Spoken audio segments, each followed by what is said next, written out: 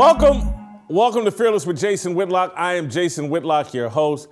Happy Wednesday. It is hump day. So glad you made it here with us today. We're halfway through the week.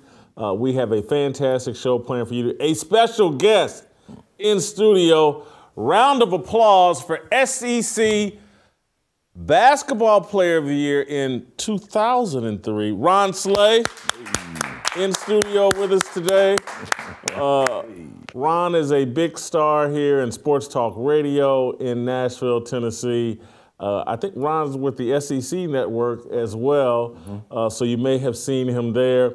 Ron covers primarily basketball for the SEC Network, but those of us here in Nashville know Ron talks a pretty mean game in football as well. He is well loved in the SEC area, terrific personality, tremendous college basketball player. What happened to you in the NBA, Ron? Man, that's a great question. I ain't figured it out yet. But I'm open to all answers. Anybody that want to put something in a box, in the mailbox or something, I'm with it. I would love to know. Okay. I think it was, matter of fact, might have been the first player to win SEC Player of the Year and not get drafted.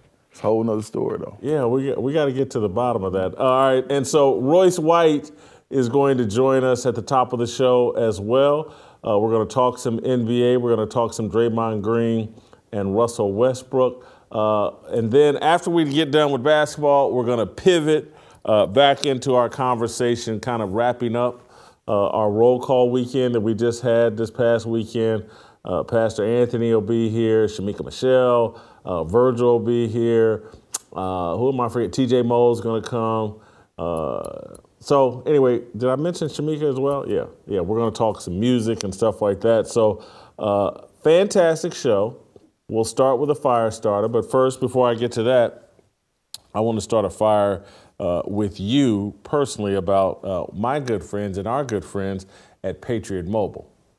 You guys know I got my Patriot Mobile phone about 2 months ago now, and it has worked awesome and wonderfully for me.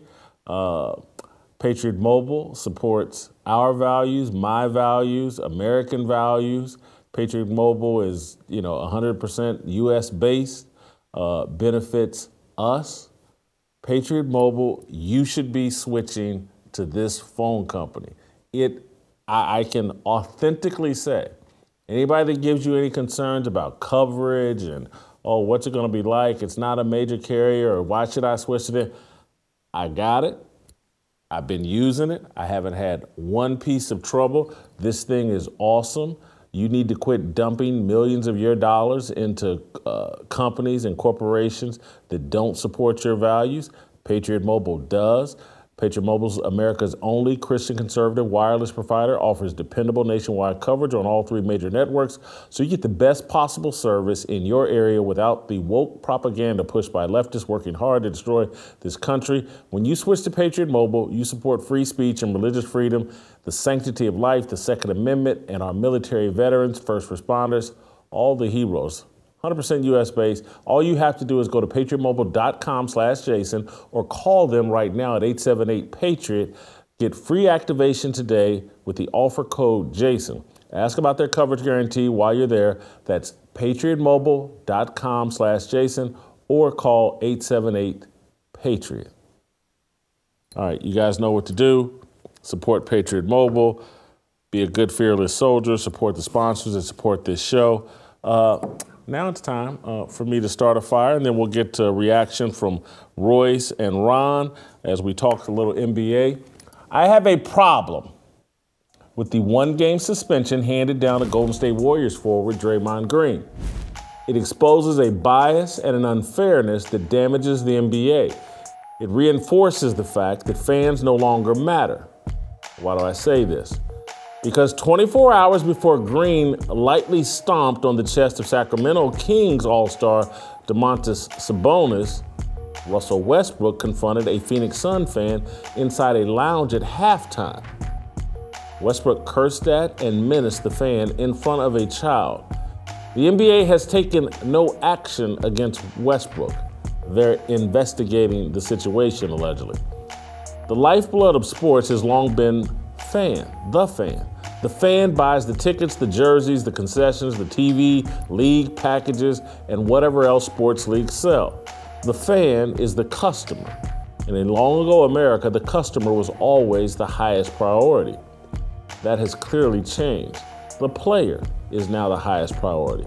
The fan is taken for granted. The Draymond Green controversy and the Westbrook non-controversy prove my point. The NBA disciplined Draymond Green because it is concerned with protecting the players. The NBA won't do anything, except maybe a harmless fine, to Westbrook because it has no interest in protecting fans. Who is more worthy of protection, fans or players? I believe the fans are. Sabonis is paid millions of dollars to step between the lines and compete with Green. Occasionally, tempers are going to flare and the physicality will cross the line. It's expected. I have no problem with the NBA making every effort to curtail violence between players. Draymond has a history of dirty play and cheap shots. It makes perfect sense for the league office to suspend Green. He's not a first-time offender. He's a habitual line stepper. In a statement justifying the suspension, the league mentioned Green's history of violence in histrionics. Let's remember, Green started this season by punching and injuring teammate Jordan Poole. But why does the NBA have no passion for protecting fans? Russell Westbrook has a long history of conflict with paying customers. At some point, you have to realize Westbrook is the common denominator in all the conflict. Or do you believe every NBA fan is a closet racist? Do racists now spend thousands of dollars to sit courtside and support primarily black NBA players? Does the NBA have no interest in curtailing conflict between fans and players? It would be a mistake to normalize players confronting fans inside lounges and areas reserved for customers. The NBA's inaction on fan abuse speaks loudly about what the league thinks of its paying customers. They're an afterthought. A league that once promoted itself as fantastic is now fanphobic. During the 1980s, a big part of the league's marketing highlighted the fan experience. All marketing now is about the player's experience. The NBA caters to elites. The most entitled elites inside an NBA arena are the players. They've been pampered and coddled since age 10. They're overly sensitive. They demand to be treated as royalty because of the money they earn playing a game. What's worse is the media justifies the players' narcissism and entitlement. They applaud Westbrook for clapping back at hecklers. The media identify with the athletes far more than the fans. This is a ramification of social media and the injection of female broadcasters into men's sports. Media members have hecklers too. Most of the hecklers hang out on Twitter. I get the instinct to lash out at these so-called haters. They're difficult to ignore, but it's far wiser and appropriate to ignore them than combat with them. It takes a level of maturity and thick skin to ignore hecklers. All right, let me be real here. In 1998, when I was a 31-year-old columnist for the Kansas City Star, my employer suspended me for 2 weeks for engaging in a taunting match with New England Patriot fans. I was seated in the front row of the press box, and Patriot fans began heckling me. I scribbled clever one-liners on a sheet of paper and held them to the window. I was having fun, but it was inappropriate. I got the punishment I deserved. A decade later, I covered a Kansas versus Kansas State basketball game at Bramlage Coliseum. The entire crowd thought I hated K-State head coach Frank Martin and unfairly favored Bill Self and the Kansas Jayhawks. When I walked into the arena to take my seat, the entire crowd booed and taunted me. It was the wildest thing I'd ever experienced as a sports writer. K-State fans heckled me throughout the game. Fans stared daggers through me.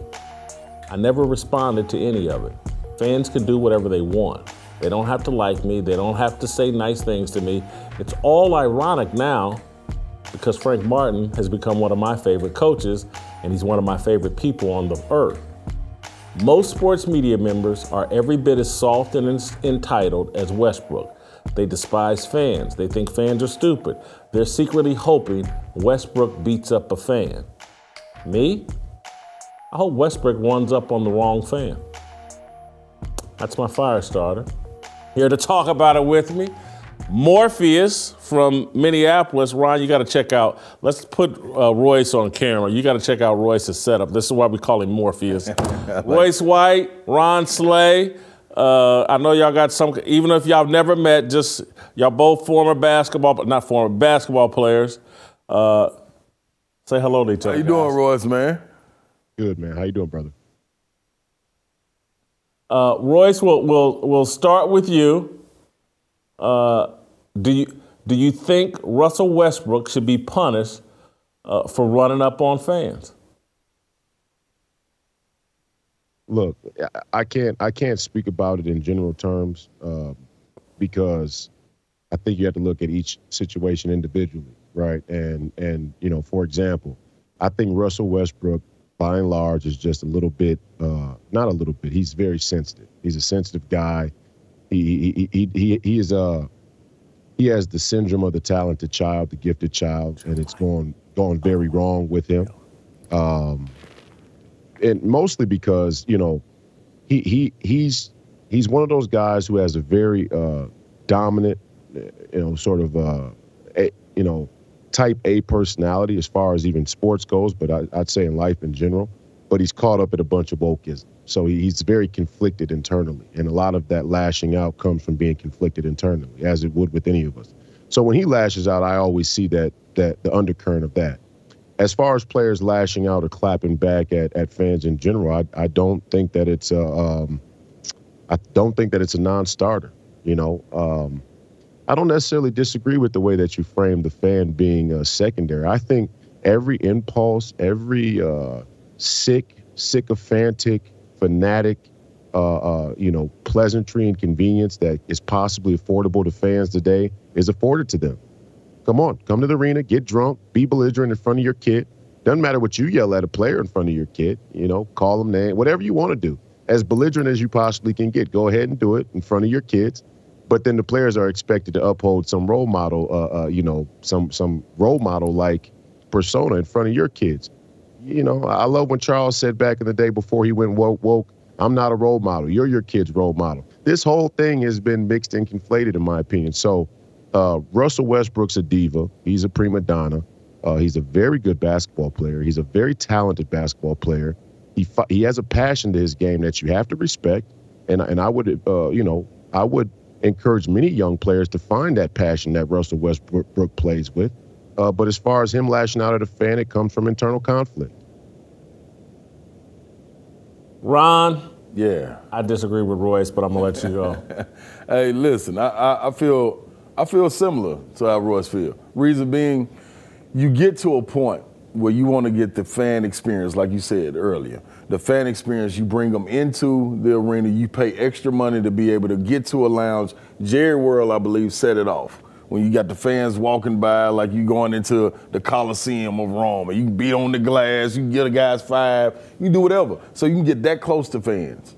You get that close to players, I mean. So if that's the case, then it's a respect line too. You know what I'm saying? It may be imaginary, but it's a line right there as well. There's certain things you cannot say. I know, just like Roy said, you coming in there, you getting liquored up, that's cool. Have a good time. Cheer your team on. But you got to understand there's a line right there. I'm a man as well. I'm coming in here to entertain. I'm all in the game. And I'm taking everything that comes along with it. Now, I do believe you got to take it by each person. You know what I mean? Each person is different. Each individual is different. Like he said with Russ has a chip on his shoulder that's unlike a lot of other guys. You know, the way he's running around 30-plus years old, you'd be like, nah, how does he have this energy? He got this chip. So that right there alone carries him. So if anybody touch the chip, it only gets bigger. And he's ready to take it out on anybody. Expect home, he acts the same way at home games or away games. It don't matter. You're going to get the same Russ. I think this guy, man, when he confronted this fan, I feel like he was right. I don't think if I would have stepped all the way across that line, but I definitely would have said, hey, man, watch your mouth, man. Your son right there. I would have pointed it out that way. But at the same time, Russ handled it like he handled it. I don't believe you can just come out here and say anything to me just because you paid your money to be this close. That's not what we're here to do. But if you want to, understand that I'm going to say something back. And you want that fan experience, you got the fan experience you pay for. So now you can go back to your barbershops, your golf clubs, or wherever you want to go to and say, man, I talked to Russ, man. Man, Russ, man, we got into it. You can live with that story for the rest of your life. Russ gonna forget about that. Russ don't even know who that guy is no more, especially if it don't no fine come down. So is it the NBA to protect that, or is it for Russ to protect that? I think it's the NBA. You gotta cut that line off. Or do you want the dollars associated with it to get that fan experience feel? You know why athletes get paid so much money? Why? Because of the fanaticism. That's where the word fan comes from. Yeah. And so you start eliminating the fanatic, the guy that goes over the top. I'm a long time, since a baby, Pacer fan. Yeah. I used to be a guy that would go to games, go to events, and I'd yell and scream at the Pacers, and I'm a Pacer fan. And front office people that I didn't like. Mm-hmm. And what I always thought was, and I still believe, is like Russell Westbrook is getting paid $40 million to go play on that game. Yeah. That fan may have spent $2,000 for his fan experience, and he probably, whoever that guy is, maybe he's making $500,000, $600,000 a year. Maybe he's a millionaire. I don't know, but he's not getting the kind of benefit from basketball that Russell Westbrook is, and so to me, that stuff just got to roll off your shoulders, and just be like, I'm here making money and taking care of my family and creating generational wealth. I'm the professional here. I'm not going to hold myself to the same standard as the fan. I'm going to hold myself to a higher standard. How long is that supposed to go, though? How long? Until I retire. It's just supposed to roll off your shoulder every single time? Now you got to understand, too, you coming in as a fanatic and as a fan. Russ, I believe, comes in as a character as well. NBA is kind of getting WWE wrestling. Thank you. Yeah. You know what I'm saying? So you come in as a character as well. So are you gonna test that character? When Hulk Hogan ran out, are you gonna smack Hulk Hogan upside the head? You know what I'm saying? I know I'm going old school for a lot of people. We can take it to Stone Cold Steve Austin. I don't know, Undertaker, anybody. You're not smacking none of them upside the head. It's a barrier right there. That same barrier should be in place, imaginary or physical, that you can't cross, because this is a show. You come to enjoy the show. Now the game that comes with it, once you get to this level, is totally different. But you can't do that, man. That ain't cool. It's not cool, and I'm not going to sit there and accept that night in and night out. It's going to be one night in 82 games that I'm going to be like, hey, man, enough is enough, man. You ain't not tonight, man. I ain't with it tonight. Royce, you and Ron both great college players, go into college arenas. Now, I know Ron went into some college arenas where the fans were nuts. I'm sure Hilton Coliseum, when you were there, I'm sure they were hard on visiting fans or whatever. College players used to put up with a level of harassment that NBA players don't, and they dealt with it and kept playing. I never saw college athletes getting into beefs with college kids or fans that were taunting them. I mean, come on, man. I'm wrong for holding the athletes to, particularly professional ones that are making $30, $40 million a year. I'm wrong for holding them to a higher standard? I mean, no, they should be held to a higher standard. I mean, they should be held to a higher standard. I'm not saying that you're wrong for holding them to a higher standard. We should all hold ourselves to a higher standard, and the athletes are not lost on that. I can say as a college athlete, one of the stark differences between college sports and NBA sports is the pay.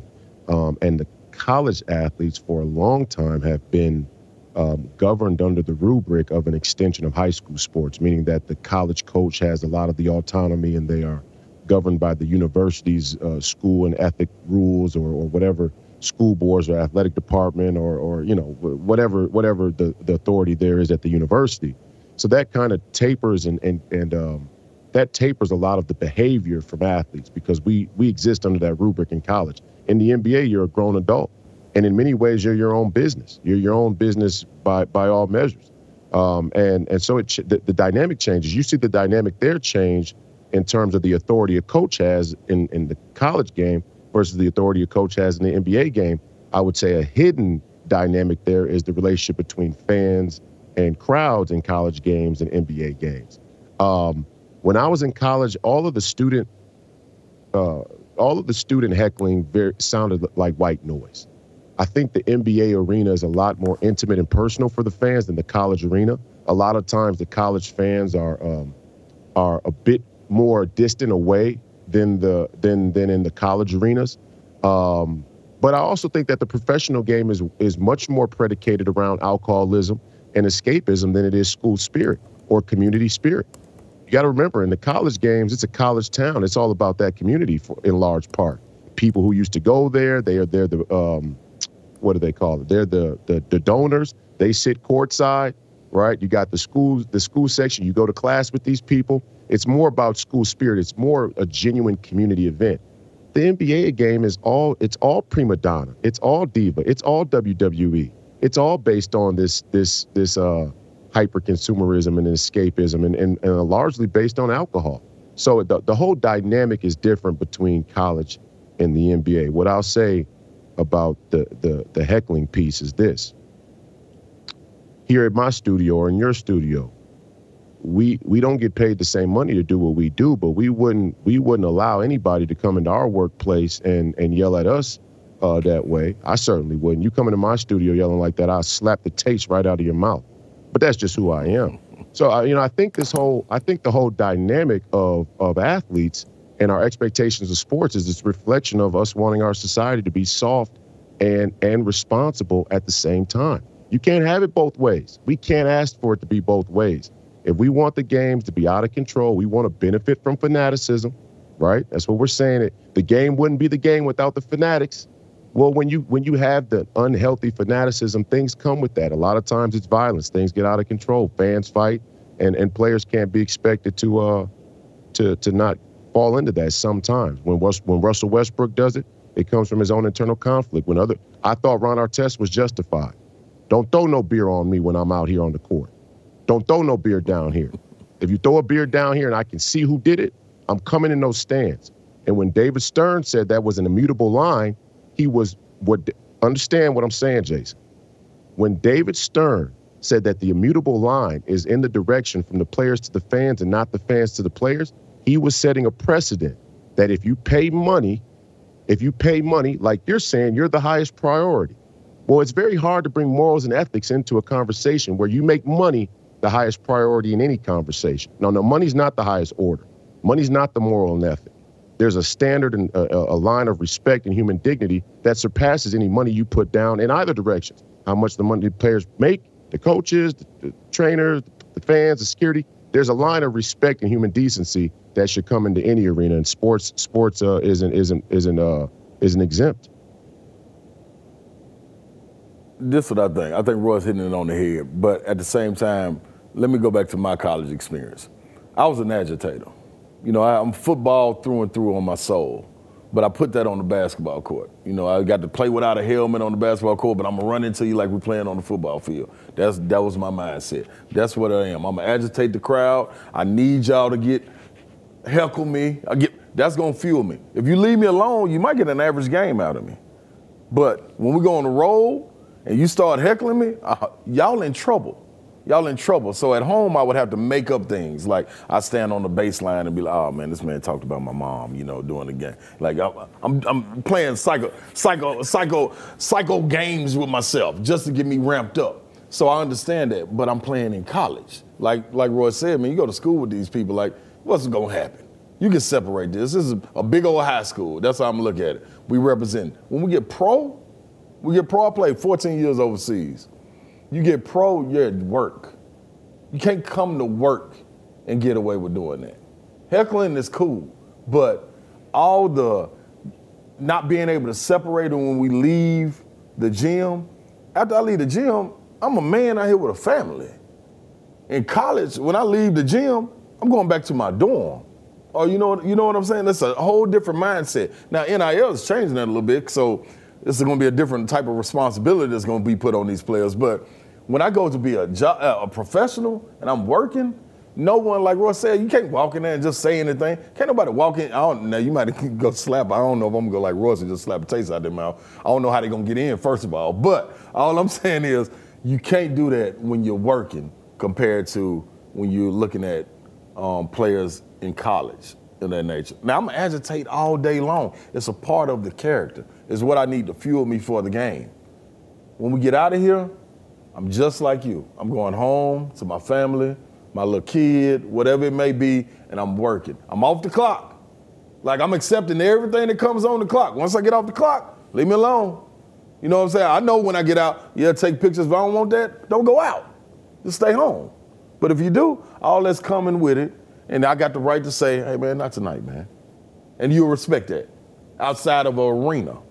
Part of me is so old that, like, the way I evaluate a player's mental toughness, how do they play on the road? How do they deal with a hostile crowd? Is he tough enough that a hostile crowd actually brings out the best in him? I look at Westbrook, and this man gets triggered because somebody says Westbrick. Yeah. And again, I would imagine that's what this guy said to him, and he came up and confronted, because he's threatened to beat up Skip Bayless over the nickname Westbrick.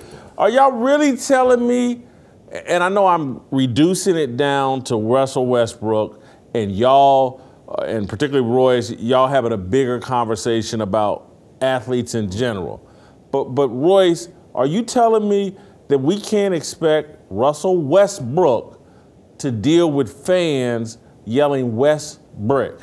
The man went 3 of 19 in that game, and now he's done come up with this imaginary thing that calling him Westbrook is a bridge too far, and I'm not going to deal with it. He's not as mentally tough as Kobe or Jordan. Could you imagine what was said to Kobe in the year of the rape allegations? And he went through it and continued to play at a high level. All of these guys face a level of heckling and whatever. Westbrick, this guy's snapping because people are calling him Westbrick? Well, first of all, like I said in the beginning, I think Russell Westbrook is a character of his own consideration, and we have to look at all the other things that Russell Westbrook has done and been part of in terms of fan drama or off the court drama, and evaluating this particular situation. It's not lost on me that this fan may have said something very casual that was a little bit heckling and a little bit, whatever negative in his view, and he overreacted because he's the type of dude that overreacts. I've got to be careful because Russell Westbrook in situations like this becomes a representative of many athletes. And a lot of the other athletes, they're quiet. They don't really speak about much of anything. So when we talk about one athlete and one who's outspoken or flashy or more prima donna, they start to represent the interests of all athletes. Well, there are times out there where athletes are completely justified in barking back at fans, saying stuff back to fans, getting physical with fans, and so on and so forth. This may not be one of those cases. Getting them kicked out of the arena. Getting them kicked out of the arena. I'm sorry, I can relate as a fan. Well, no, let me show you. If these standards now, I would have been kicked out of an NBA arena at age 18, 19, 20 years old because Draymond or somebody would have been complaining about me. Are you kidding? I'm kicked out of the arena? I would have told him to let you stay. Well, no. The problem. Wait a second. Hold on, Jason. Let me explain this. The whole dynamic of the players asking that the fans be kicked out of the arena is a reaction to an older vanguard of rules where the players get fined for saying stuff back to the fans. That's where that comes from. The players are doing a little bitchy move where they go, well, if we're going to get fined for saying stuff to them, for swearing back at them, or for saying profanity in front of kids, then we don't want to have to deal with them at all. Me, I'm in a blood sport now, MMA. When I come out of that, and when I go down to the octagon and I got to cross people who've been drinking all night for 7 fights, and they're all riled up because, the first 3 undercard fights were shitty and there wasn't enough striking or action in them, and they yell something or whatever, and I turn to them and say, hey, F you. Nobody from the promotion's coming out to find me for that, right? So there's this equal exchange in a sport like that. In the NBA, they have the veil of civility that they want to portray commercially and promotionally on TV that doesn't really exist all the time right there in the arena. So you're right. No, it is corny and weak and soft to go, hey, we got to get that guy kicked out. But it's equally corny and weak for the NBA to have set the precedent that instead of getting that guy kicked out, I could just say to you, hey, man, off. What's the problem with the good? Now we move about. But they took that away from the players because they're perennial. This is the real about the NBA. They have a perennial organization. They want to treat the players like kids. And then we get mad when they become divas and spoiled. That's how the NBA wants it. This is what we don't like about the NBA and its power structure. They want to treat the players like kids. Well, you get grown-up kids. Let the kid stand up for himself. Let him speak on his own behalf. He doesn't need Adam Silver and an entire protectorate of NBA elites and administrators to stand up for him. He don't need that. Let him deal with that man on his own, man to man. How about just making some shots? I think that'll make it simple, huh? That will make it simple. That will make it simple. That'll shut him up. Thank you, Royce. Appreciate it. Great job as always. I got a follow-up for you, Ron. All right. We're not done yet. Who right now today, who would you rather play with? Westbrook or Draymond? That's a tough one. That's a tough. They both bring something. No, they both bring a lot to the game. But man, their emotions are volatile. It's like it's in a volcano. If you can just keep it from erupting, it's gonna be beautiful. Like we can stand up there on the shore and watch it. Like, look at the smoke coming off of it. That's beautiful. But when it erupts, we got to run for cover. So I don't know which one. I don't know which one I want. But if I had to, man, it depends what the makeup of my team would be. Reason being, I think they're both imperfect fits for both of their situations. The Clippers need more fast break and times to get cheap buckets, sprinting, but a one-man fast break like Russell Westbrook. And the Golden State Warriors need a guy with more structure offensively and defensively that Draymond provides for them. You know, and if they were on different sides of the track, well, I couldn't take either one of them. There's no way Russell could play with Golden State. There's no way Draymond could play for the Clippers. They're both in perfect situations. That's why Russell is bounced all around, because he got to find the perfect spot. So to answer your question, man. You know what? I'm looking at your approval rating on both of them. Yeah. You got Draymond at a 62 and Russell at a 61. Yeah. So I think that means Draymond. By one. You see what I'm saying? You see how it's teetering, and they could be different tomorrow. I might go change it tomorrow, but you gotta love them for who they are. The bad thing about it is you can't live. Well, you can't without Russ. But Draymond, in his situation with the franchise, you can't live without him, and you can't win without him. That's the bad thing. Think about all the situations he's had with the Warriors. He sent people away.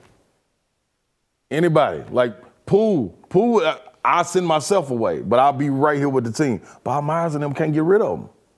They can't get rid of him because they need him. They brought Looney in. Looney can't do it. Iguodala got old.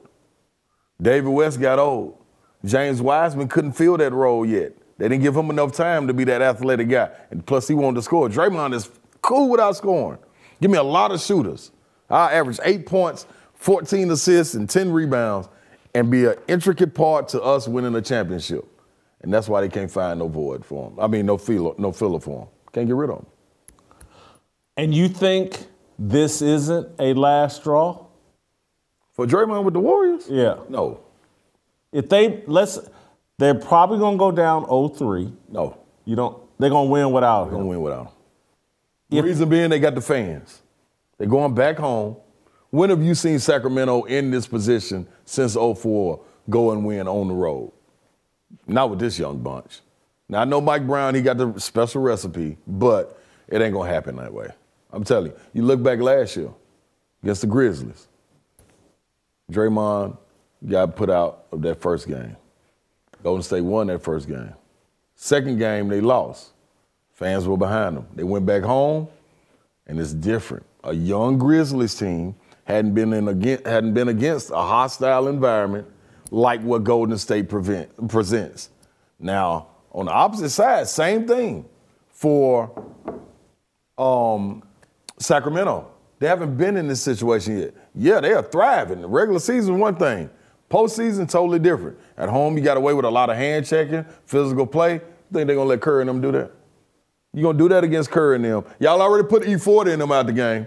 Put E40 out the game. You think them fans, E40 gonna be over there doing whatever dance they got out there on the West Coast, right there on the sideline, high-fiving them. They're gonna be crazy in Game 3. They might beat them by 10 or more. Who's gonna win the series? That's different. And so if they bow out in the first round because of Draymond's silliness, and he cost them the 2016 title. He's part of the reason Kevin Durant bounced. You think they bring Draymond back? My question is, who are you gonna put in that spot? You can't retool that team for the winning legacy, that winning tradition to keep on going without having that 4/5 man that can do multiple things on the defensive end first, and then be able to do the same thing on the offensive end, running the point forward spot to where the game is gone. You can play without a center. You can literally play without a center in their situation. You can't do that. Who you gonna feel right there? If you got somebody you can feel, then okay, let's go. But I can't think of nobody in the league that they're gonna let get away that can go play that spot. Ron, good first effort. Go back.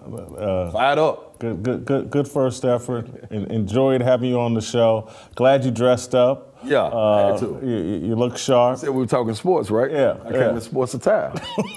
That's what I was supposed to do. The next time we have you on, we're going to get to the bottom of what happened to your NBA career. How you going to be SEC Player of the Year? They paying you all that money at Tennessee, and you don't go? Who said they? See, hey, we didn't have no McDonald's bags. We didn't have none of that. For real? No, sir. The SEC isn't paying this Player of the Year in basketball. Listen, man, we run a tight ship, man. You got to get down there and work. You go to school, and you come and play. What, Reggie White didn't slip you no money? I don't know what the minister was doing, man. The minister of defense was doing. I don't know what he was doing. Well, y'all got all kinds of all-time great players. It's a lot of them. It's a lot of them. No, you older than Eric Berry. EB came right after me, though. EB came right after me. Yeah. All right. Hold on. Maurice Fitzgerald, Buck's dad, didn't slip you no money? Hey, man, listen, man.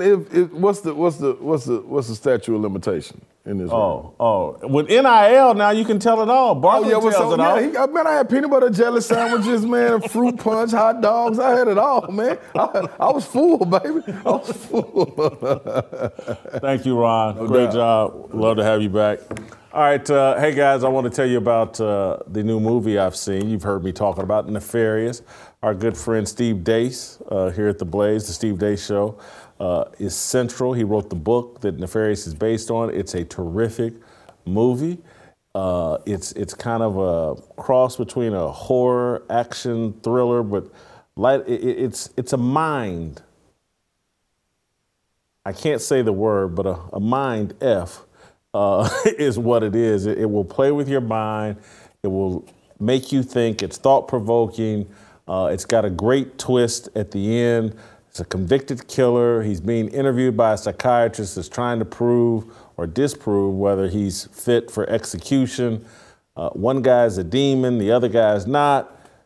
You gotta go see Nefarious. It's a good movie. You guys know I'm very hard on movies. I walk out of most movies.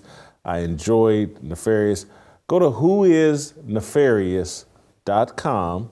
That's whoisnefarious.com. Find out where it's playing in your area, your neighborhood. It is awesome. Go check it out.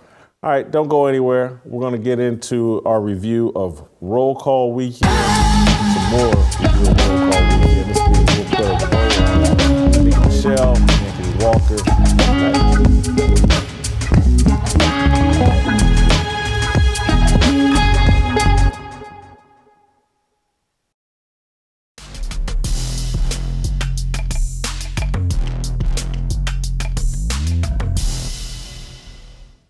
All right, welcome back. We're going to spend the rest of today's show recapping roll call and looking ahead to future events that we will put on. We're definitely going to do a roll call 2. As I shared with you all yesterday, we're going to look to do some kind of family-centric event as well. But we'll start this part of the show off. Shamika Michelle reached out to me and TJ after roll call and was saying that people in the audience had said to her that, hey, it's great Jason's making this suggestion about starting your day with some gospel Christian music. And the guy asked Shamika, was like, hey, you guys should come up with a playlist of some suggested music. And so we've had Shamika do that. We've all given our little top 5 gospel songs. Well, Shamika, you tell me who we got the top 5s from and about the playlist. And I asked Shamika, I was like, you know what, look at our top 5s and tell us what it says about each of us, what our musical taste says about each of us as men, as Christians, or whatever. But Shamika has come up with a playlist that I think we put on Spotify. Anyway, let me shut up. Shamika, take over. Yes, we actually added it to Spotify and Apple Music, and I do think they're going to post it on YouTube as well so that you can have it. Now, the playlist, I mixed it so that it has a decent flow because everybody has, a different taste. But I am going to tell you each song and who suggested the song and what I think it means for them. Before I say that, Jason, I do want to say that I thought Roll Call was excellent. And I'm constantly telling people, because somebody, as I was interviewing them, decided to interview me and wanted to know what I thought about Roll Call. And so I was saying, to them that I've always felt like there are good men and that men, we should not write them off as so many women have. And it was just great for me to see almost 1,000 men there actually seeking the face and the voice of God and trying to figure out what their purpose is or renewing their spirit and getting re-energized. That was awesome to see. And someone this week talked about diversity. I think there was a young man I interviewed that was like 9 years old. I know I interviewed a 17-year-old. There were a couple guys that were in their 20s. But one thing I think we missed, Jason, is I interviewed a Muslim who was there. He had his plate towards the end. And I said, did you get another plate or you didn't eat during lunch? And he said, well, I'm Muslim and it's Ramadan, and he couldn't eat until a certain time. And so I just want you all to be encouraged and to understand that this message is actually crossing, faiths. And so I thought that was awesome as well. I got to FaceTime with someone's wife. Another man FaceTime his mother, and she, was smiling, and I had to put the phone to my ear because I couldn't hear her.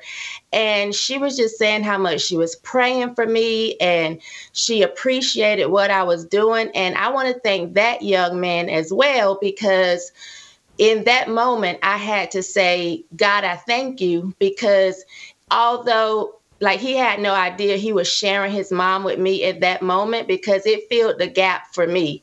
And so I just thought that the whole experience was awesome. But for you all to know that it's actually, is bigger than, what a lot of people thought it would be. I thought that was awesome, that there were people there that even have a different faith, but came hungry and felt like they would be filled.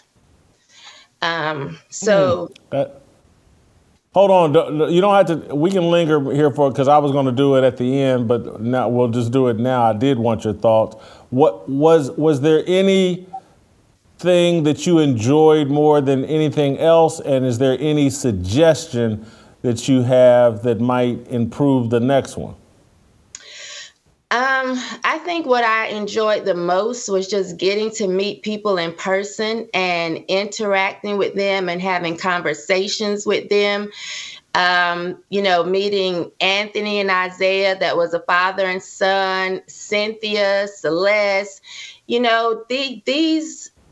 this is priceless when you actually get to put names with faces, maybe people that follow you over social media, and you get to know more about them and just their experiences in life.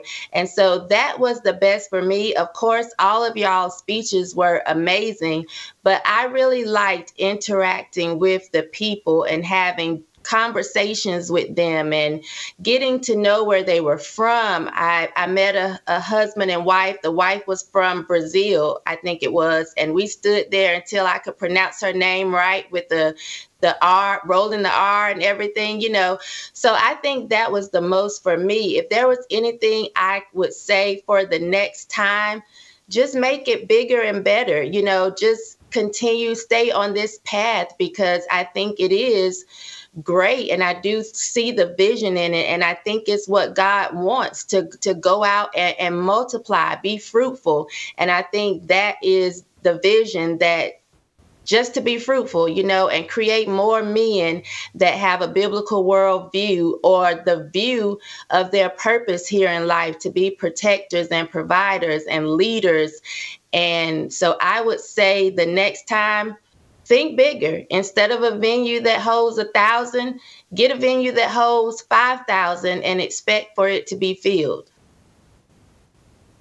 I don't know how it landed with everybody. I've heard via email from a lot of husbands and wives that it landed exactly how I wanted it to land.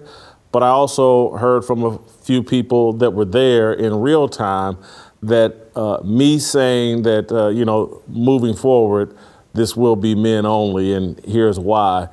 It didn't land with everybody perfectly. How did it land with you? So I actually missed it because I think Bryson was supposed to come on before you. I had gone to the bathroom, so I didn't get to hear the announcement. I was told about it, and I was told that it was 10 times worse than the person telling me. So, but I didn't hear it. I wasn't in the space when you actually said it. So I didn't have any particular feeling about it. I do think that that's the best way to go, simply because you may have had 20 women there. I'm not sure how many this go round, but the next time it could be 200 women. And what I wouldn't want to happen is what I've heard about from some of these other coming togethers, even conservative, where it just turns into a big hookup, and you have stories coming from it where young girls have been sexually assaulted or young men are claiming that they've been solicited. So I think in order to keep it pure, I would say, you know, men only, so that there's no distraction, because I've heard about some of these conferences and all of the things aren't good. So in order to protect what you're doing, I don't have an issue with it. Yeah, and so, I spoke specifically to married women and told them I got why they were there, and actually appreciated them being there if that's what it took to get their husbands there. And I'd certainly get they've been made as one through the covenant of marriage. But I also want women to know that if their husbands come, there's not going to be a bunch of women there, perhaps shopping. And so I was glad that the wives did come, because the emails I'm receiving, the wives like, oh man, I feel so much more comfortable. I'm glad my husband was there. I'm glad I was there. They feel more comfortable. And then I think wives that maybe didn't make it will feel more comfortable when they know, well, hold on, you know, who's all coming, and women can come, and there'll potentially be single women, unescorted women there, and you know, what's really, I just don't want to raise any of those type questions. And just quite frankly, there's just conversations we have to have as men that can be compromised when there are women in the environment. And so it's funny, a couple of the feedback I got that was not positive actually seemed to come from women that I actually invited there and paid to be there and were working. And I clearly was not talking to them, or I wouldn't have invited them. I certainly wouldn't have paid them. I wouldn't have had them there.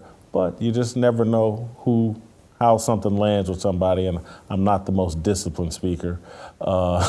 Anyway, let's get to our playlist. Okay, so first up was the last one to actually respond, Pastor Anthony. So his top 5 songs are Forever by Jason Nelson, Let Your Power Fall, James Fortune, Sovereign God, Marette Brown Clark, We Worship You, Committed a cappella, and God Is With Us for King and Country. So what I think this says about Pastor Anthony is what I suspected, that he drives around all day in his Jordans listening to Nuck If You Buck, because it took him 13 hours to come up with these 5 songs. And I think at the last minute, he asked his wife, give me some songs, or what is it that the choir is singing? I can't remember, And so here, 13 hours later, he said, I got this, I have these 4 songs, but then there's a tie between the 5th song. And then he sent this 6th song that was like a funeral song. And I'm thinking, well, we want them to, be moved in their emotions, but not, oh, grandma made the best biscuits, but now she gone. So this is what I got from Pastors and from his list. Anthony, you want to defend yourself? I loved music. And so, yesterday was just a busy day. I had all kind of meetings yesterday, but I love music. And so to come up with my top 5 all time, that shifts every month. So like I said, recently, these are my top 5s. I do wear my Jordans, I do sing, and there are a few other songs on my playlist. I'll leave it at that. Next.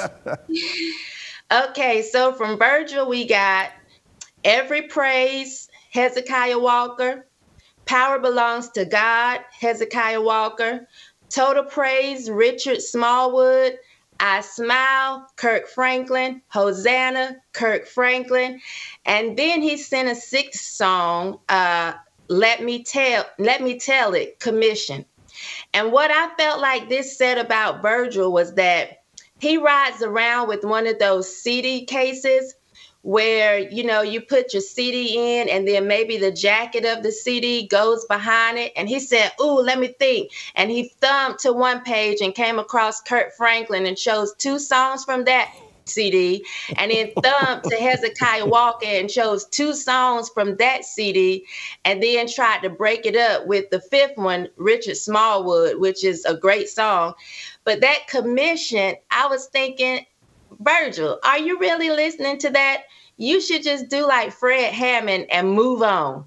So in the playlist, like that's the first song because it just did not flow. But that's how I feel Virgil goes around with his CD case. It's alphabetized, and he's just very organized, and that's Virgil. Oh, I'm sure. I know he favors Kirk Franklin because they can see eye to eye. Right. They brothers from another mother. We'll just leave it at that. But them, you stack them 2 on top of each other, and you got Steph Curry. Next. Okay, from TJ, I got Goodness of God, Jen Johnson, So Will I, Osby Berry, Ring and Robe, Dante Bowie, Break Every Chain. Dante Bowe from Maverick City. Oh, Bo, okay. Break Every Chain, Tasha Cobbs, and It Is Well, Kristen DeMarco. What I thought this said about TJ is he ain't black.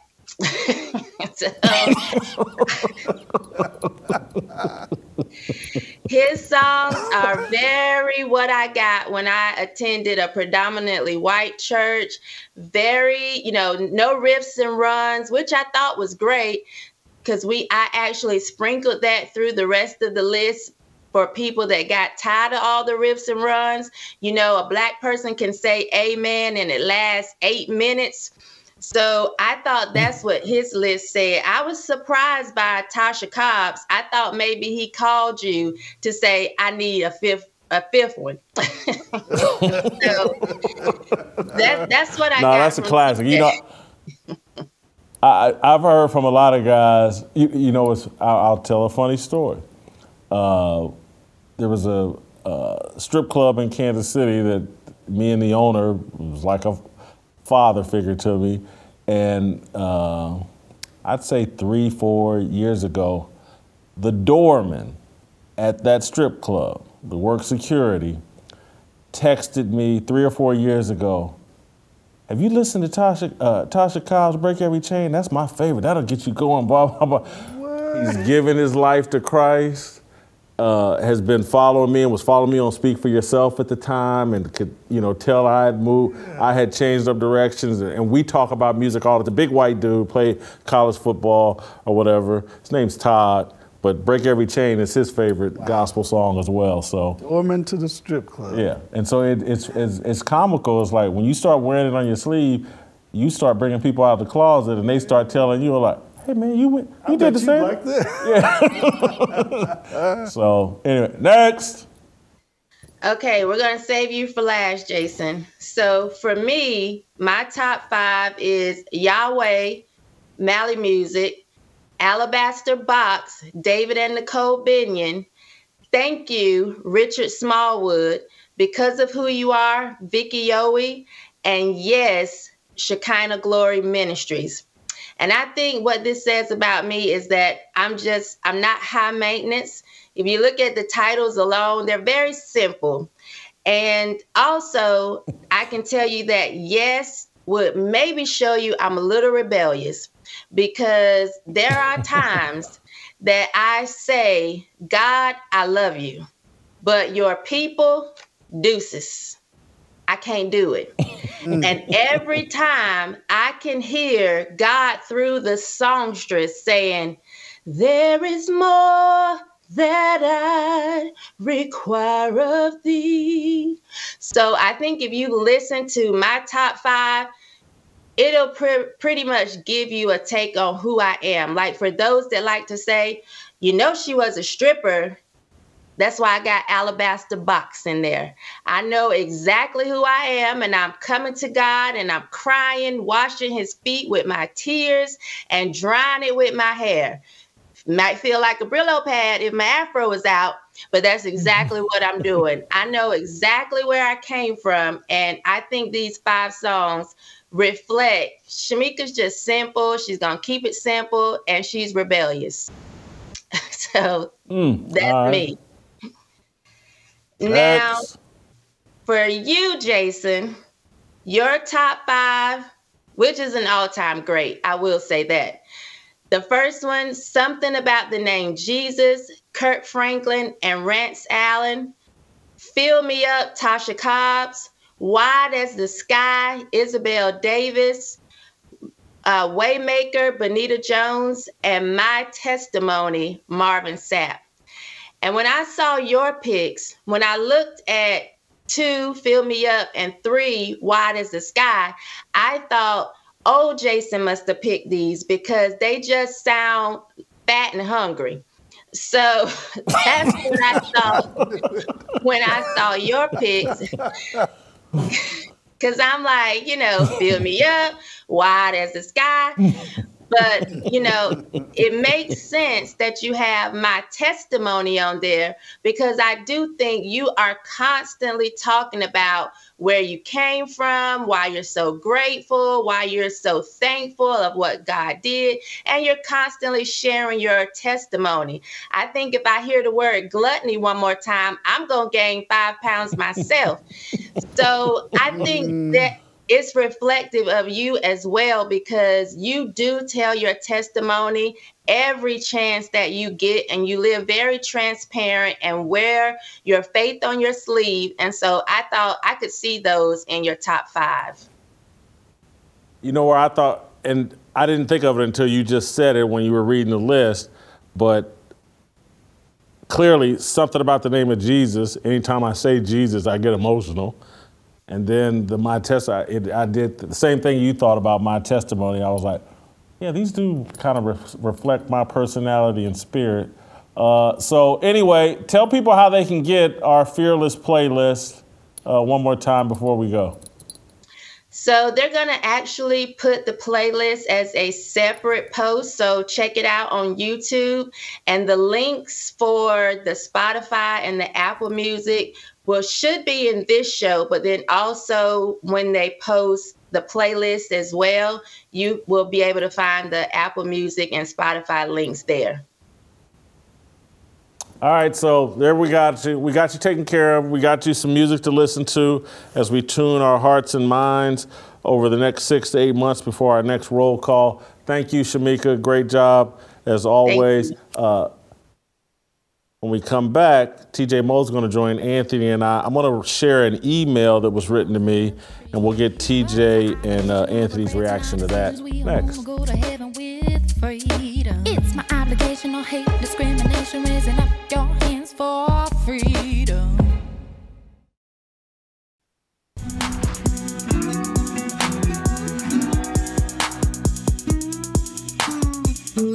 All right, welcome back. We're going to bring TJ Moe in, and he and Anthony and I are going to discuss an email I got in reaction to the roll call event. This email was very powerful, and anyway, I can't wait to hear, and I've already sent this to TJ. I think this will be Anthony's first time hearing it. Let me read the email. Mr. Whitlock, I really appreciated attending roll call, and I'm glad my wife, a skeptic, was able to attend with me. Seeing another black woman in line to get in, she went up to her and asked with a fake concern, "Are you here under duress?" That got some laughs, and she was joking slightly. But by the end of the day, she knew for sure this wasn't a cult and appreciated everyone basing their presentations on the word. At the end of the event, I asked, "So are you on board with this?" "Yes," she said. Convincing her that the issues you've been talking about need to be addressed in our church has been a personal battle for me since 2020, when our church gave in to every fear of COVID and openly trashed white people following George Floyd's death, promoting BLM too, thankfully taking no official action to support BLM. My wife has been slowly moving toward the roll call viewpoints. You've given me so much clarity the past 2 years, but I've also had to strengthen my biblical knowledge, again, helped by your contributors. In our church, about 12 women, including my wife, know the Bible as well as your contributors. Only a few men do, and even those guys don't seem to be able to connect it to their daily lives. In order for our men to lead, they can't fake knowing the word. I have been catching up where I can at least hang with our mature Christians these days. Laugh out loud. Men don't need to be experts, but they need to know the basics, and too many don't.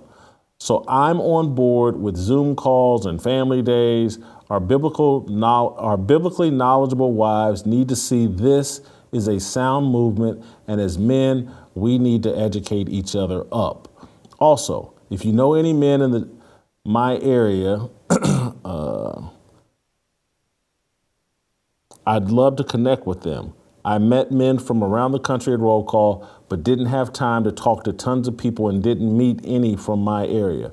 I do have several men from my church, 2 in particular, that I can actually open up with, and they are starting to understand things such as why abortion matters, why the trans movement is an issue, why we need men to step up in the church, etc. Hopefully, I can get them to go to future roll calls with me. Thanks again for leading this effort. Prayerfully, guy's name. I got this email, and it's like, what I want is happening. And it's why I've surrounded myself with you guys. And it's why I keep forcing you guys on, like, don't follow me. These guys are the experts. These guys, and I do want you to follow me, because some of you are right where I'm at, where you need to be looking for Anthony and Virgil and Delano and TJ and Dave Shannon and guys that are a little bit further along, a little bit more educated in the Bible, looking. And so I'm trying to model hey, these guys know more than me. Let's listen to them and follow them And to see this having a real impact, and because as the guy hammers the point that is so true, and is what I'm trying, if we're going to lead, we got to know the word. Because a lot of times we're dealing with women who know the word better than we do, and that's why they talk circles around us. And that's why we can't lead them. And so, Anthony, I know you see this and deal with this and have to educate me. It's a shame that it took me this long to figure out, no. You're not going to get a woman to follow you unless you're following this. Yeah. You might temporarily fool them. You might temporarily fool them with money and fame and all that, but that ride or die loyalty can only come through his word. Absolutely. And that's where, I stress it with couples that we counsel prior to marriage. And that's one of the first places I start. And sometimes the potential husband, he'll be like, yeah, we go to church. I'm like, no, I'm not talking about going to church. I'm talking about studying God's word, like knowing his word, being able to walk with that day by day.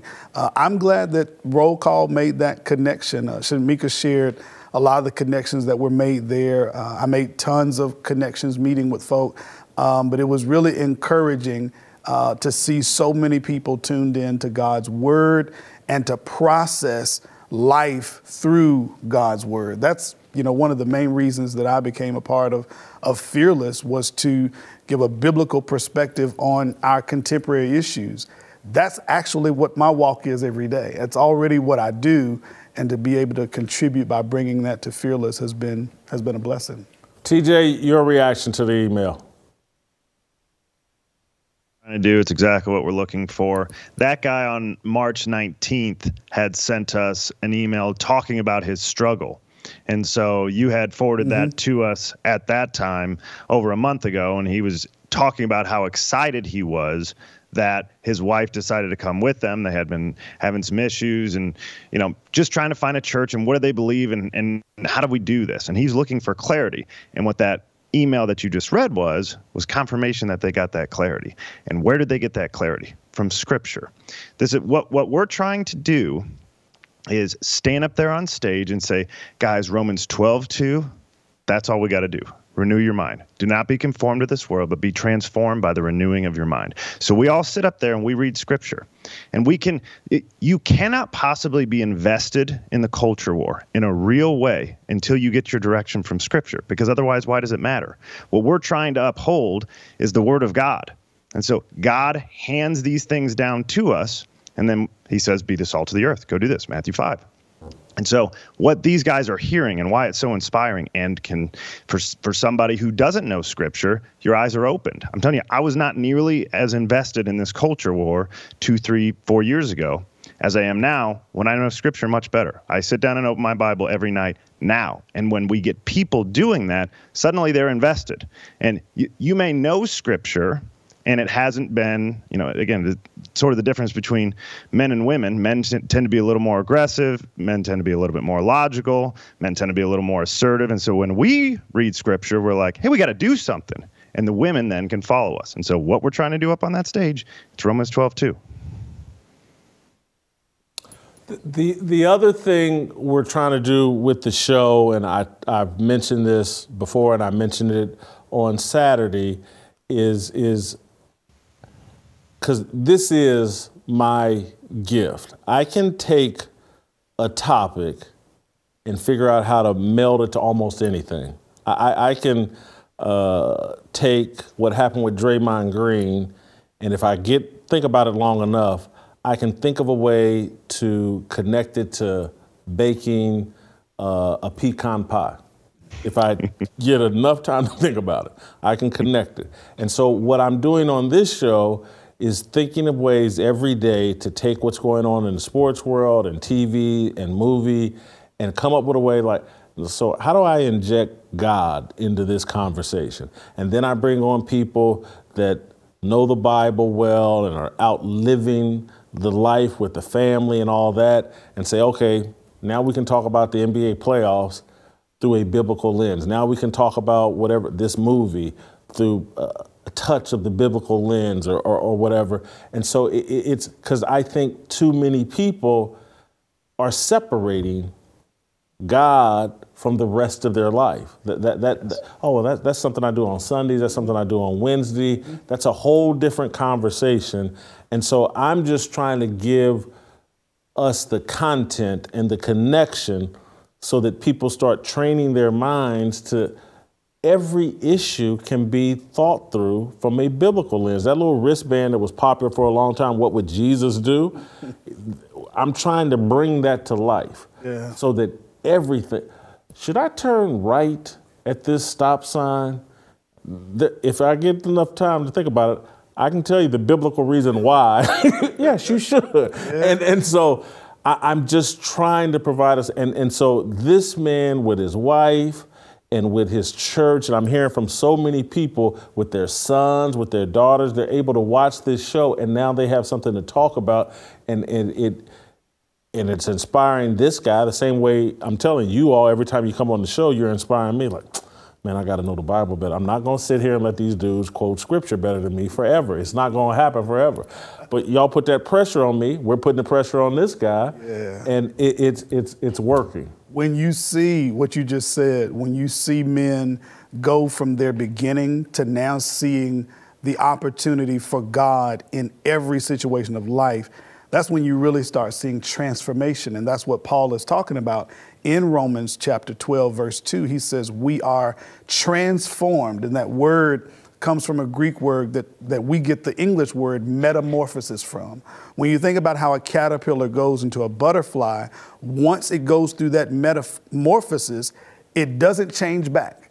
And so what we're looking at is once God really becomes a part of your life and you are transformed by how? The renewing of your mind. Once that takes place, you'll fly. You won't go back to being a caterpillar ever again. So when we see men go through that process of that transformation, they see everything. They see TV differently, whether they watch it as much anymore. They see entertainment as a whole differently. You start to see, wow, the enemy is really involved in this. Satan really has a hold. You start to see how it trickles down to our kids, how it impacts our marriage. You see through a different lens just because we've used God's word. TJ, before I let you go, I want to know, what was your favorite part of Roll Call? And do you have any suggestions on what we might do better? Can I respond? Do we have time to respond to what you said a second ago? Oh, yeah. No, take as much time as you want. Yeah.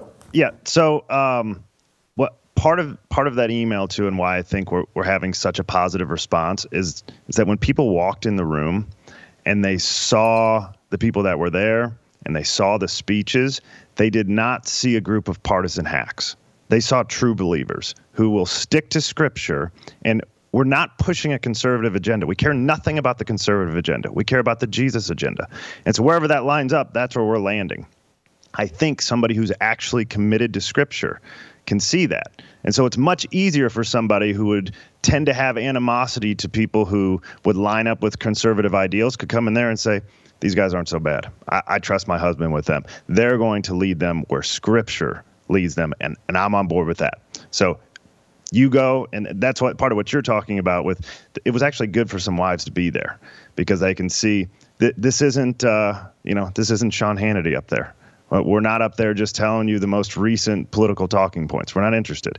We're quoting Scripture. And to the second point, it's like when we dive into Scripture, we start talking about, they're talking about separation of church and state, and, I can have my politics over here, and Scripture says this, and then we start diving into it, and you're like, Jesus doesn't say be the salt of the earth, except for when the United States is formed, and then at that point, they're going to write in their Constitution their separation of church and state, and so you guys stay out of it and stay in the corner there. Like, they're interested in politics because that's what Jesus tells us to do. And you start moving down this path. Okay, now you have context. In my speech, I talked about James 4:4. And I had never read that. My whole life, I hadn't read that if you're a friend of the world, you're going to become an enemy of God. And now you start reading things yourself, and maybe it's not the most popular verse in the Bible, but it changes your whole perspective on the world. And so you get fed these 20 most popular verses ever, and you have one outlook on the world, and you dive into that Bible yourself, and now you have a totally different outlook on the world. And so all these things working together as we're going through our journey people can come on it with us, and the wives of these people can see how genuine it is, and that, hey, look, we're just learning too, and we're trying to teach as we learn, and we're trying to encourage, but this is a safe place for men who are really trying to seek after God. And so that was one of my takeaways. As far as my favorite part, I loved looking across the crowd when I was up in my speech, and I could find a new person every time I looked up to meet eyes with somebody. And there'd be the 9-year-old kid that Shamika was talking about, and then there'd be a 75-year-old bald white guy, and then there'd be a 38-year-old black dude, and then it's just one after the next. It was such a mixed bag of people that all care about the same thing, and that they came from, we talked about this, I think, Monday, Hawaii or Pennsylvania or California or Florida, or it didn't matter. It was just a diverse group of people that proved that all the nonsense you see on every single one of the main cable stations is just that, because the thing that unites us is Jesus. If we're actually seeking after that, we've got it. We found the uniter. Jesus told us he was the great uniter, right? He's the great divider too, but he's also the great uniter for the people that buy in on this stuff. And so we have found the solution to all of the problems. Everything divides us all day long, every day. But we found something that can put us together. What I would like to see different, and you sort of disagree with me on this, I think, but I would like an actual time of worship where we go out there and worship together with them. When we had the to me, it was a little more entertainment. I know we played, I think, Amazing Grace and some other songs that were Christian songs, and we have our fearless songs like from Tamara and from, the Harmony song and all that. I would like some actual worship songs because, again, we may disagree on some politics. We may even have some different theological differences. What we can all do is stand out there and worship Jesus together. And so I would love to get on stage. I would love for us to be out there and actually have a time of worship together with our crew. That's an easy adjustment. Thank you, TJ. When we come back, Anthony, I know he's already told me, or he told me on Saturday or Sunday or some point, what his suggestion will be. Can't wait to hear that. Can't wait to share that with you guys. Virgil Walker will be here. So we'll get Virgil's a hypercritical person. We'll get Virgil's critique. He was the mastermind, help us put this thing on. Virgil and Anthony next.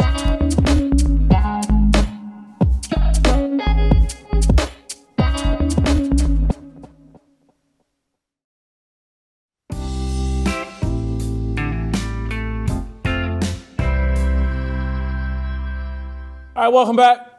We will end with a little Tennessee Harmony, and I asked for that because I want to ask Anthony to pray for me as Virgil gives his critique of the roll call. I know how critical he's going to be. I'm sure at some point he'll compare me to Mike Todd. So pray for me, Anthony, that Virgil takes it easy on me during this segment. Let's pray. Father God, we're so thankful for today. Father, we're thankful for the Fearless Army roll call. We're thankful for the vision that you shared through Jason, and we're thankful to have been able to see the fruits of that vision and to connect with so many and to extend your word. Father, we pray as we continue this roll call, as we think of ways to improve everything we do, we want to be pleasing and acceptable to you. We thank you in Jesus' name. Amen. Amen. Anthony, get us rolling. We'll make Virgil wait before he tears into me. How can we improve? What did you like? How can we improve? I'll share what I liked. When we do this, I remember during the pandemic and preaching and teaching through the camera. You don't really know the impact that has. And so doing this here in studio, we send it out. We have so many followers and all of that kind of thing. But this just gave us a sample to see those who support Fearless, who believe in the cause, believe in the vision, and to be able to connect with that.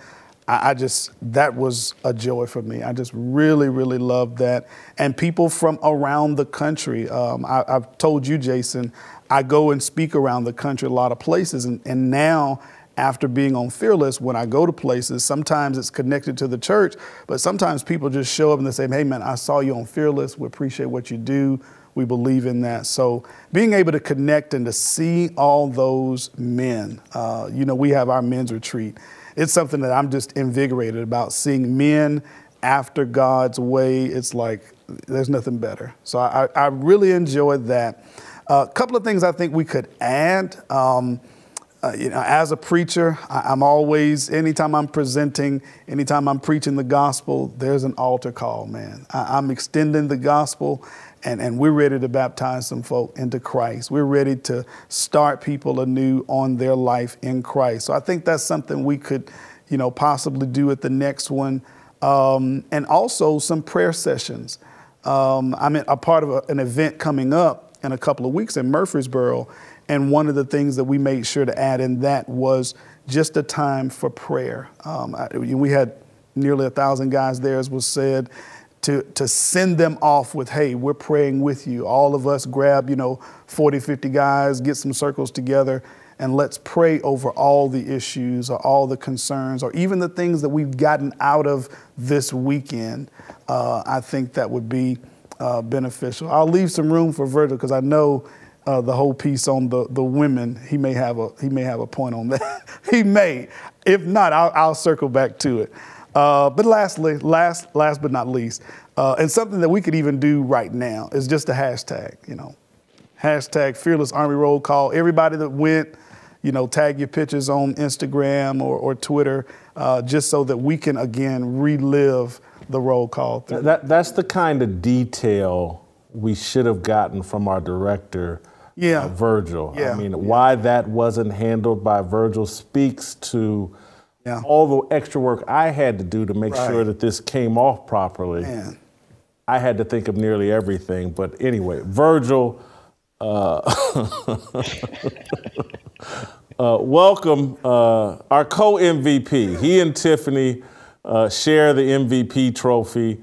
My vote went to Tiffany, but mine too. Luckily, my vote didn't count any more than anybody else's, so somehow Virgil got the co-MVP. But Virgil, your thoughts?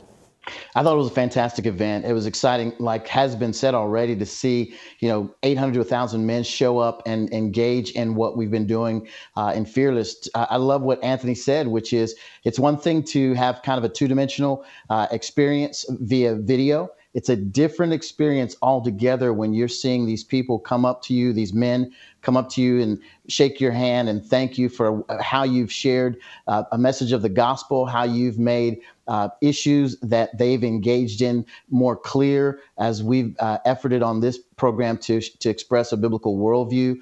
That was the joy, just in seeing all of those men. There are very few places you can go and find 800 plus to 1,000 men gathering together for these kinds of causes. I love the fact that this was not a politically motivated. It was not a politically motivated focus. While we could talk about political issues, at the heart of the matter were the issues related to how do I get my life together? How do I walk things out in a way that honors God? How do I better honor my wife, my family, different speakers, the whole 9 yards. I loved all of the speakers. Everybody I thought did a fantastic job. They had their own lane, their own vein. I was impressed by how much each speaker was able to compress in the 20 minutes that you gave each one.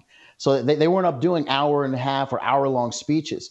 Each man got 20 minutes to deliver their message, and they did so in an incredibly power-packed way. So all of those aspects were wonderful. And then as someone who primarily operated behind the scenes, man, it was fun to work with a team that put this together. The folks at the Blaze that were co-laborers in this, Tiffany, who if we're co-MVP, I'll take my hat off and give her the MVP. She did a lot of the lead work. I'd call her or text her and say, here's what needs to be done, and she would just execute it. And just did a fantastic job. The whole team, Butter. I mean, you named all the folks, in the early in the week. Just an amazingly talented group of people who came together and made executing something that was done with excellence. They made it very easy, very simple to do. So all those things were wonderful. You have nothing we can improve on? I know you ran the event, and I know you're reluctant to criticize yourself, but there's nothing we could do better? I've got a laundry list here of things that we could do better. I can walk through those, but I'll wait for I'll wait for another time. I'll simply say one of the things that would be great to do this next go around is to have breakout sessions. I know you had the main speakers on the main floors. You had the 20 minutes that each person spoke, but it'd be great to have your main plenary speakers, your main speakers, and then have some breakout rooms where guys can do deeper dives where they've got issues. Maybe have an expert come in and talk about issues around, you struggle with pornography. Here's a biblical answer to that particular issue. Have you struggled in, with the area of addictions of any kind? Here's a biblical way in which you can handle that, and have an expert in that area that you've vetted, that we trust as a team to go in and share some biblical points of view on deeper dive issues. But again, that's an opportunity for the next time. And I love what TJ Moe said about us singing. I was talking with Dave Shannon. He was like, "Man, we should have sang together." Can you imagine 800 to 1,000 male voices singing? And so a lot of I can't get Anthony to commit. Anthony's the best singer among us all. Every time I ask him to sing, he's like, "Where's my money?" I got you. Yeah, so we could do something. I think it's great. I think of all the criticisms, the prayer one is my biggest regret. And I say that because I'm sitting here thinking about a man that came up and told me about his wife, Catherine. Yeah. And he did it, I think it was around lunchtime. I'm out on the floor and there was a break between, and I meant to mention his wife because there were other people that came up to me when I was on stage in between sessions, and I immediately went to the microphone and talked about their issues. And I would have loved to have put that man's wife, because he was very emotional, and it made, as he's doing it and as other people were coming up telling me what was going on in their life, I thought about you, Anthony, and I was like, Anthony deals with this every day. Because every time someone come up and told me a story, I started crying. Yeah. Because his wife's fighting cancer, and he came here because he needed the uplift, and I'm listening to these stories, and then the guy told me about his young son. I had a chance to pray with that guy. Is so. I was just saying I had. I was about to say I know that Virgil had. I saw Virgil with some. Bobby did, and I prayed with some as well. Either those individually that we met, some guys would pull you aside. So we had some of those, but yeah, if we could do that on a larger scale, it would be great. And I think the singing will definitely incorporate more into that. TJ, I had to tell him yesterday, I think, he was like, "Oh, we should." And I know Tamara wrote an original Christian song that she sang. It's an original, so it's not the song that people were familiar with. And I know Allie sang Amazing Grace. And the issue we had with Tay is he had another event, and so he had to leave right away. Tay's going to be a part of whatever we do next. That dude is super talented. Not that Allie and Tamara are not, but he was a beast. That brother's super talented. Yeah. And so we will make music and singing a bigger part. Virgil, I want your thoughts because I know Christian here that works with us, Christian Newland, shares Anthony's view that we needed an altar call and we needed to be prepared to baptize people. Your thoughts on that? Yeah, I'm not a big fan of that in that space. We're not a church. I think that needs to be brought into that space where people are being discipled one-on-one, and there's someone to connect with them. If you're baptizing someone, the next question is where are they going to church? So there's some missing elements in that process. I understand the desire to do that. I do. I wouldn't. That's not a space I would do that. I would encourage. I would uplift. I would even share gospel proclamation, but I would try to connect them to a local church and someone that's there that can disciple them. But I appreciate the sentiment. I think there's great wisdom in providing gospel proclamation, but that would be the extent of it. And so I think that's kind of where I land. And so what I would like to do, I think there's a way to split the middle here and satisfy everybody, because Anthony was sharing with me that 3 or 4 couples or people came to his church on Sunday. That's great. And so what I think we'll do the next time is we will have designated a preferred church location for us to fellowship Sunday morning and still allow people to go to an early church service and get on the road. And so we will have partnered with some church in Nashville, or if we take it to Indianapolis, where we can say, hey, okay, our event is over, but tomorrow we're all going to go worship at this church here Sunday morning. And if those of you feel it or what, this will be the place where if you want to get baptized or you want to be discipled at a church environment, we can do that Sunday morning. I think that may be...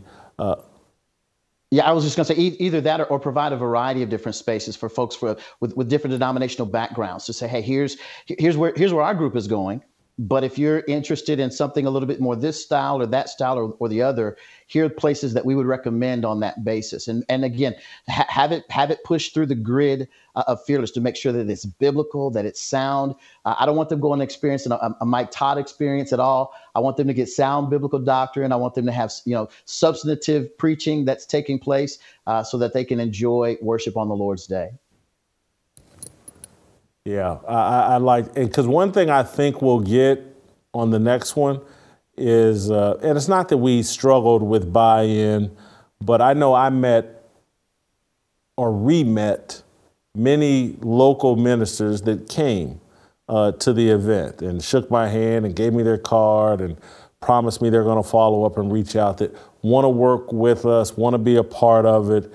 And so I think next time we're going to get a lot more cooperation, because I felt like there were some people that wanted to enthusiastically came, but like me, wanted to see it. Mm-hmm. And that's I said that on the stage. I wanted to see it, and I don't blame ministers and leaders of congregations. Hey, I want to see this. I want to make sure, is this about Jesus or is it about politics? And I think we made it real crystal clear, this is only about Jesus.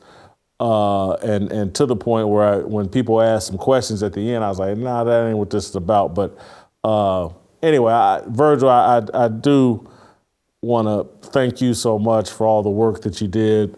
I haven't received one email that didn't mention or in some way how first class the event was. Yeah. And it was first, and that's part of my standard in terms of I don't want to be involved in anything that doesn't measure up to the best. And it almost felt like, and I think a lot of people felt like, this can't be the first time they did this. Right. This operated, looked like, felt like, we've been doing this for years, and perhaps that's because Virgil has been doing it for years. Maybe Tiffany just covered for you, Virgil. She covered. She covered. I will tell you, Jason, I appreciate the kind words. At the end of the day, you have an incredibly powerful, fearless team. And again, I've got a full-time job. I mean, this was something I tried to help with and consult with. And were it not for every person involved, from the speakers and how they prepared, to TJ Moe, who was kind of spearheading all of the moving parts, to Tiffany, to Butter, you had an incredible team. And then folks who stepped up, like the logo people. I mean, it was everywhere we turned. It seemed to be just God ordained as far as people coming in, connecting, and making it all happen. Hold on, I know you're not done yet. Go ahead, continue on. Who else did a good job? You did a great job, Jason. You were fantastic in your speech. No, I'm too. Don't praise me. I'm much too humble for that. Don't mention me. I had nothing to do with this. I have a whole critique of you, brother. I have a whole. But I didn't want to put it out there. I even used a word with regard to your speech that you gave. It was one. I told you when you got off the stage, it was definitely the pinnacle of everything. I actually wanted to land the plane there. You of course went to the Q&A piece, I said you were very Trumpian in your presentation, and it had nothing to do with politics. It had everything to do with some of the things that you would say or how you would say them. And I said, I wouldn't have said it like that, but you said it, and it came out, and it was spot on. But I was like, I would have cleaned it up, I would have sharp, but smooth the edges. Nah, that wasn't how you were going to do it. You did it how you did it. So, but it was great. So man. I had a great. You time. did not like the way that I told the ladies that they won't be invited to roll call too. Come on, Virgil. You didn't like that? I didn't mind you saying it. It was the way you said it that was a little bit that kind of was Trumpian. It was a little bit,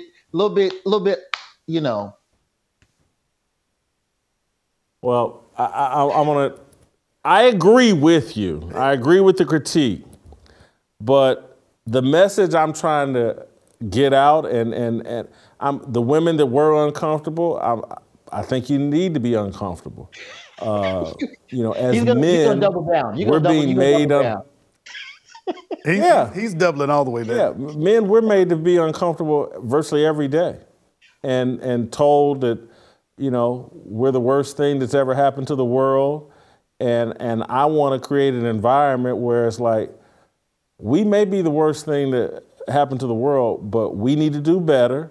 We got to clean it up. And in order to do that, we have to gather as men and clean each other up and get each other on point, because we have fallen down, but trust me, the world will not be right without our leadership.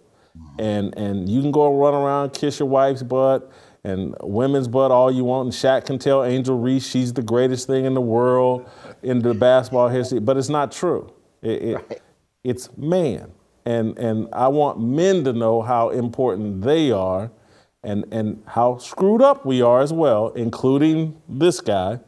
But I just, it's an environment for men, and the work we need to do needs to be done among men. And we're going to have, and we've already talked about this, me and Virgil had a brief conversation, TJ and I had a brief conversation. Want your thoughts, and we'll land the plane here, Anthony. But I do want to do some sort of fathers and family or husbands and wives social event where perhaps the men gather during the day and some strategy around Fearless and what we're trying to do. And then at night, we have a social event where you get dressed up, bring your wife, and we need to, that kind of diversity needs to socialize together as Christians and not run off in our own little corners based on other things. And so that before we do the next roll call, I think my gut says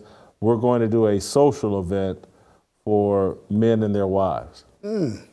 One of the comments that one of my deacons that did not get to come at the last minute, he told me just last night, he's like, maybe suggest some kind of family portion. I was like, wow, and you're just now saying it. The only thing I would say about the wives piece is you do want their support for what they're doing. And so you could, like, it was almost like you didn't even want them in the city. Like, hey, y'all are gone. You just send your men. And you want them to, like, hey, they may travel, they may be at the hotel, but when he's done for the day, we'll give him a couple of hours. He'll come back to the hotel. But we don't want to just, he doubled down, Virgil. I thought I said very clearly, wives, no problem. If that's what it took to get your husband here and to get you comfortable, no problem. You won't be invited to the next one. But actually, there were some women there unescorted. I don't want to call anybody out, but I got triggered by one that I thought was inappropriately dressed and looked to be shopping rather than, any other real mission there. And I don't want wives thinking that that's what's going on. Gotcha. That there's some predators in the room with my husband. Yeah. And that's just keeping it real. And so I wanted to make that unescorted group of women uncomfortable. And if they can't handle it, it says more about them than me, in my opinion. It's an event for men.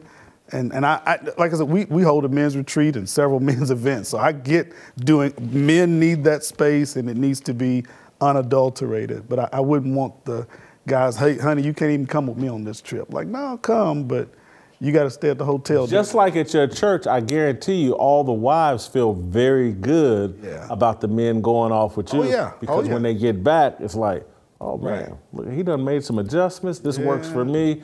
That's how I want women to feel about this. Gotcha. It's like, we're going to send somebody back better.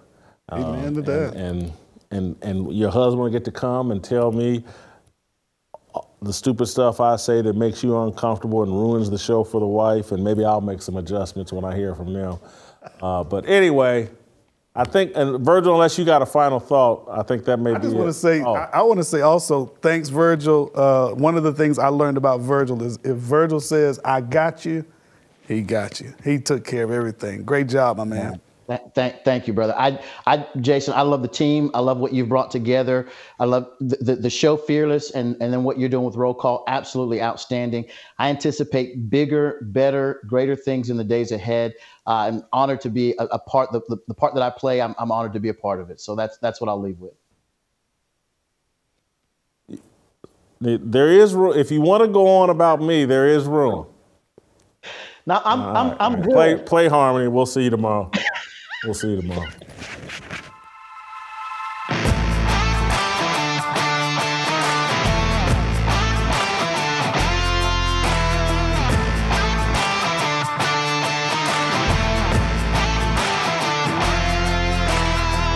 How did we end up so divided? Stop fighting and stand tall. We used to be a nation, one united. Now we're headed for downfall. God, let your light shine down. What we need more than anything now. Harmony. Let's make a simple vow. Let's come together now. Harmony. Put all your weapons down. Love one another now. Harmony. Time for us to wake up. Choose love, my sister, my brother. See through the lies they tell us. 'Cause together we're so much stronger. God, let your light shine down. What we need more than anything now. Harmony. Let's make a simple vow. Let's come together now. Harmony. Put all your weapons down. Love one another now.